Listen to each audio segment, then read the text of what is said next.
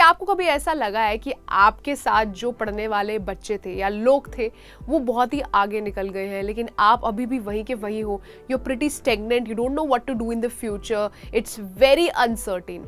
अगर ऐसा लग रहा है तो हमारे साथ ज़रूर बने रहिए, क्योंकि हम आपको बताएंगे ऐसी टिप्स जो कि साइकोलॉजिकली प्रूवन है, एक तरीके का चीट कोड है जिससे आप लाइफ में पक्का सक्सेसफुल बनेंगे। Number 1, keeping up with relationships beyond your spouse और किड्स। अगर आप मैरिड है या फिर अगर आप मैरिड नहीं भी हैं तो भी आपको ये जरूर ध्यान में रखना है कि आपको सोशलाइज करते रहना है, क्योंकि कहीं ना कहीं से कोई ना कोई कांटेक्ट बनेगा, मिलेगा, और फिर हो सकता है कि वो आपके लिए काफी ज्यादा मददगार हो और एक ही दम से आपकी सक्सेसफुल जर्नी जो है ऐसे शूट अप कर जाए। So you never know when somebody can be of help to you.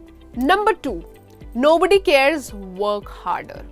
कई बार हमें ऐसे थॉट्स आते हैं कि यार हम कुछ नहीं कर पाएंगे, या फिर हम गुड इनफ नहीं है, या फिर हमारी लाइफ में कोई एम नहीं है, हम बिल्कुल बेकार है, हमें कुछ नहीं आता। और ऐसे जब नेगेटिव थॉट्स आते हैं ना तो it's very hard to function, to understand that you are you and that is what makes you unique. You don't have to be like everyone else, right? So इसको हटाने के लिए क्या करना चाहिए? Nobody cares, work harder. Yes, you have to work hard. You have to keep working to dismiss these stupid thoughts that keep bothering you. क्योंकि किसी को फर्क नहीं पड़ता बॉस, आपको पड़ेगा, लेकिन तब फर्क पड़ना बंद हो जाएगा जब आपको पता है कि आप काम पर ध्यान दे रहे हो और एकदम बढ़िया तरीके से हार्ड वर्क कर रहे हो to achieve your goals. So it is very important to work hard and not let it bother you. Number 3, think before you think. अब आपने थिंक बिफोर यू स्पीक का कंसेप्ट सुना होगा, जिसके अंदर बोला जाता है कि यार बोलने से पहले सोचना चाहिए, लेकिन आपको सोचने से पहले भी सोचना चाहिए। क्यों? क्योंकि जब आपके बारे में कोई नेगेटिव रिमार्क या फिर कोई ऐसा कमेंट जो आपके लिए बहुत हर्टफुल है, आप उसे सोचना शुरू कर देंगे तो आपकी प्रोडक्टिविटी एकदम 0/0 हो जाएगी, और फिर जहां पर आपको टाइम इन्वेस्ट करना चाहिए आप वहां टाइम इन्वेस्ट नहीं करेंगे, क्योंकि ये आपका दिमाग उसी नेगेटिविटी में चल रहा है। आपको इस बात का बड़ा ध्यान रखना है कि क्या चीज सोचने लायक है और क्या नहीं है। That's where the part think before you think comes in. जो चीजें आपके लिए अच्छी है, they make you grow, think about them, spend hours thinking about them. लेकिन जो चीज आपको पता है इन द लॉन्ग रन आपको बेनिफिट नहीं करेगी और ये सिर्फ आपका टाइम खाएगी, तो उसके बारे में सोचने का कोई फायदा नहीं है। Number 4, competition is for losers. Yes, you heard me right. अब बहुत से लोग जो है मेरे से एग्री नहीं करेंगे इस बात पर, बिकॉज दे आर लाइक यार बिना कंपटीशन के क्या मजा, how will you beat someone if you are not competing with someone. But यहाँ पे बॉस कॉन्सेप्ट काफी डिफरेंट है। आपका कंपटीशन कोई और नहीं, सिर्फ आप है। क्यों?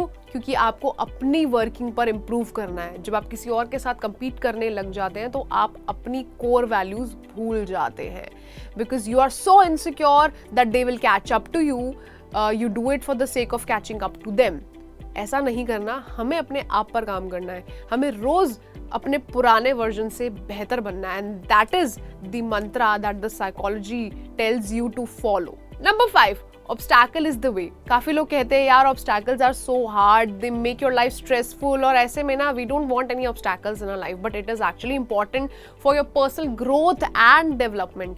व्हाई? क्योंकि जब ऑब्स्टैकल्स होंगे ही नहीं तो आप लर्न किस चीज से करोगे यार।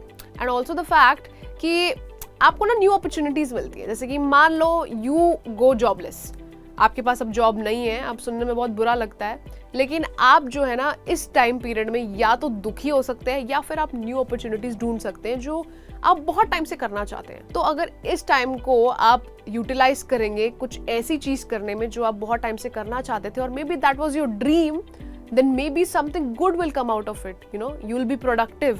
और वहीं आप रोते रहेंगे यार मेरी जॉब नहीं है, मैं क्या करूँ, oh my god, there's no earning income, there's no source, what I'm supposed to do।